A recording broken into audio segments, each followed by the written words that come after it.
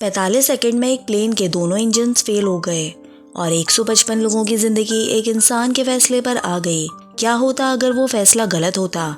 ये स्टोरी है एक हीरो की जिसने ना सिर्फ अपने पैसेंजर्स की जिंदगी बचाई बल्कि दुनिया को एक ऐसा पल का गवाह बनाया जो कभी भुलाया नहीं जा सकता।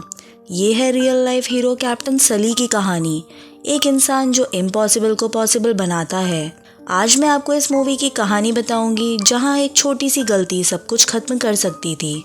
मूवी की शुरुआत में हमें एक प्लेन को दिखाया जाता है जो न्यूयॉर्क के लागार्डिया एयरपोर्ट से टेक ऑफ कर रहा था।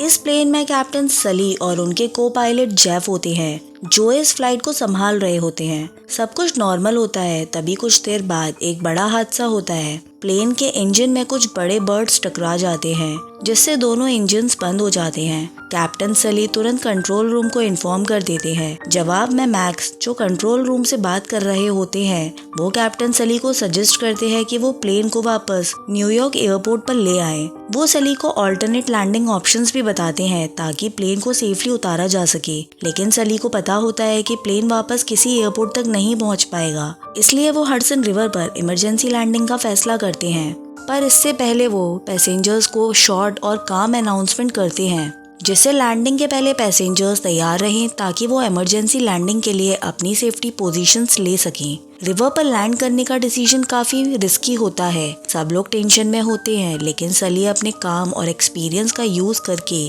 प्लेन को सेफली पानी पर उतार देते हैं। वो प्लेन को इस तरह लैंड करते हैं प्लेन पानी में ना डूबे बल्कि पानी में तैरने लगता है। लैंडिंग इतनी स्मूथ होती है कि प्लेन डूबने के बजाय सरफेस पर ही रहता है। इसके बाद सब पैसेंजर्स लाइफ जैकेट्स पहनते हैं और इमरजेंसी एग्जिट से बाहर निकलते हैं। कुछ लोग विंग्स पर खड़े होते हैं और रेस्क्यू बोट्स जल्दी से सबको बचा लेती है। न्यूयॉर्क की कोस्ट गार्ड्स और फेरी बोट्स जल्दी से पहुंच जाती है। ये बोट्स प्लेन के आसपास आकर पैसेंजर्स को एक एक करके उतारती है। सली और उसके क्रू मेंबर्स काम और ऑर्गेनाइज्ड रहते हैं। वो पैसेंजर्स को शांति से इंस्ट्रक्शंस देते हैं जिससे पैनिक नहीं होता और सब जल्दी ही बच जाते हैं। सारे पैसेंजर्स को यकीन ही नहीं हो रहा था कि वो सब बच गए हैं। सब लोग अपने फैमिली मेंबर को कॉल करके ये खुशी की खबर देते हैं कि वो बच गए हैं। ये मोमेंट काफी इमोशनल होता है क्योंकि ये सब काफी अनएक्सपेक्टेड था। हडसन रिवर पर इमरजेंसी लैंडिंग के बाद कैप्टन सली और उनके क्रू को हीरो के रूप में देखा गया था, लेकिन एक इम्पोर्टेंट इन्वेस्टिगेशन भी चल रही थी जिसमें सली को बुलाया गया। नेशनल ट्रांसपोर्टेशन सेफ्टी बोर्ड ने डिसाइड किया, सली और उनके क्रू पर इन्वेस्टिगेशन बिठाया। उनका ये समझना था कि सली ने सही डिसीजन लिया या नहीं। इन्वेस्टिगेशन के दौरान कमेटी के मेंबर्स सली से कुछ इम्पोर्टेंट क्वेश्चंस पूछते हैं कि आपने इमरजेंसी लैंडिंग क्यों करी जबकि आपको बोला गया था कि प्लेन को वापस एयरपोर्ट सेफली लैंड किया जा सकता है। इस पर सली ने जवाब दिया कि फ्लाइट डेटा और सिचुएशन के एनालिसिस के बाद उन्हें समझ आ गया था कि प्लेन को एयरपोर्ट तक वापस नहीं ले जाया जा सकता। उन्होंने एयर ट्रैफिक कंट्रोल के इंस्ट्रक्शंस को फॉलो किया, लेकिन प्लेन की कंडीशन और सिचुएशन को देखते हुए उन्होंने हडसन रिवर पर लैंड करना चूज किया।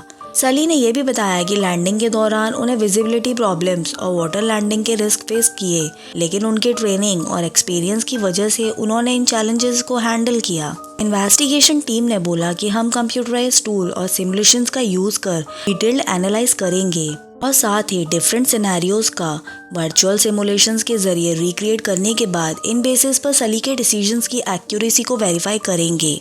ये सुनकर सली और जेफ का स्ट्रेस और टेंशन फील हुई क्योंकि उन्हें लगता था कि उनका डिसीजन सही है। वो वापस अपने होटल पहुंचते हैं जहां काफी भीड़ थी मीडिया की जो उनसे तरह तरह के क्वेश्चंस पूछ रहे थे। सली मीडिया का एक भी बात का जवाब नहीं देता। अगले दिन वो टीवी पर एक न्यूज देखते हैं जिसमें रिपोर्टर ये बोल रहे थे कि सली वापस एयरपोर्ट पर प्लेन को लैंड कर सकते थे, लेकिन फिर भी उन्होंने हडसन रिवर पर प्लेन लैंड करके 155 लोगों की जान को खतरे में डाला। ये सब देख सली अपने को पायलट जेफ से कहते हैं कि ये मीडिया का अटेंशन और प्रेशर काफ़ी मुश्किल होता है। हम दोनों को इस सिचुएशन को शांत और पर्सनल तरीके से हैंडल करना चाहिए। इस पर जेफ सली को बोलता है कि मैं तुम्हारे साथ हूँ, हम दोनों मिलकर इस सिचुएशन को हैंडल करेंगे। बार बार इन सब चीज़ों के बारे में सोचते हुए सली को हैलुसिनेशंस आने लगते हैं।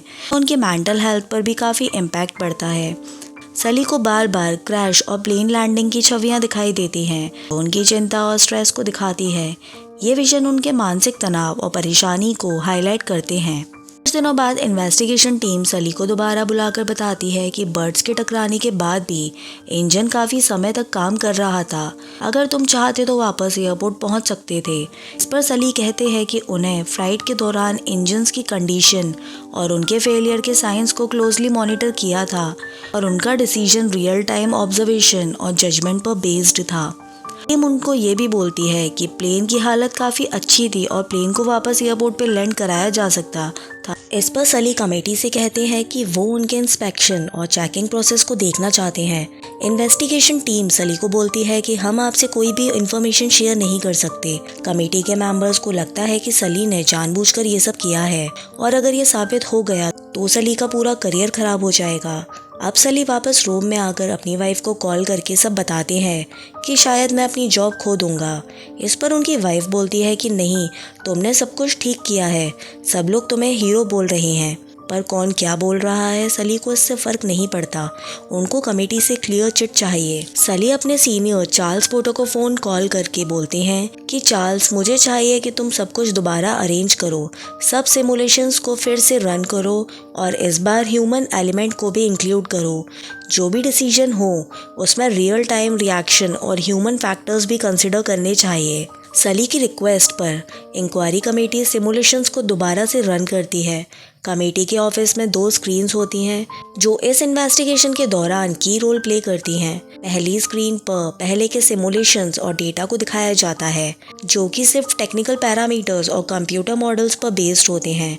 इसमें ह्यूमन रिएक्शंस को कंसिडर नहीं किया जाता। इस स्क्रीन से कमेटी को ये समझ आता है कि सली का डिसीजन किसी भी तरह से टेक्निकल डेटा के साथ मैच नहीं हो रहा है। सली को ब्लेम किया जा रहा था क्योंकि सिमुलेशंस के हिसाब से प्लेन को हडसन रिवर पर लैंड करने का ऑप्शन अवॉइड किया जा सकता था। इस पर सली अपनी बात रखते हुए कहते हैं कि सिमुलेशन की थ्योरी और एक्चुअल सिचुएशन के बीच में फ़र्क होता है। सली ने बताया कि उन्होंने जो डिसीजन लिया वो उनकी प्रैक्टिकल एक्सपीरियंस और सिचुएशन के हिसाब से था। उन्होंने अपने एक्शंस को जस्टिफाई किया क्योंकि उनके लिए पैसेंजर्स की सुरक्षा सबसे पहले थी। अब दूसरी स्क्रीन पर भी नए सिमुलेशंस को दिखाया जाता है जो सली के कहने पर रन किए गए थे। ये सिमुलेशंस ह्यूमन रिएक्शन और real life decision making factors को इंक्लूड करते हैं। इस स्क्रीन का पर्पस ये दिखाना होता है कि प्लेन के इमरजेंसी लैंडिंग के दौरान इंसानी एलिमेंट्स कितना इम्पैक्ट डालते हैं। ये रियलिस्टिक सिनेरियोज को शो करता है जहां सली के डिसीजंस को ह्यूमन कॉन्टेक्स्ट में समझा जाता है। ये सब देख इंक्वायरी कमेटी ने सली के डिसीजंस को सही माना। उन्होंने देखा कि जो सिमुलेशंस किए गए हैं उनमें और एक्चुअल सिचुएशन में फ़र्क था। सली ने इमरजेंसी में जो डिसीजन लिए वो उनके एक्सपीरियंस और सिचुएशन के हिसाब से बेस्ट थे। कमेटी ने सली को ब्लेम नहीं किया और उनकी ब्रेवरी और क्विक थिंकिंग को सराहा। उनके एक्शंस को जस्टिफाइड और एप्रोप्रिएट माना गया क्योंकि उन्होंने पैसेंजर्स की सेफ्टी को सबसे पहले रखा। ये सच्ची घटना 15 जनवरी 2009 को हुई थी। यूएस एयरवेज की फ़्लाइट 1549 ने हडसन रिवर में इमरजेंसी लैंडिंग की थी। पायलट सली ने बर्ड स्ट्राइक के बाद 155 पैसेंजर्स की जान बचाई थी। ये incident miracle on the Hudson के नाम से जाना जाता है। इसी तरह ये मूवी यहीं पर एंड होती है। मिलते हैं हम नेक्स्ट वीडियो में। तब तक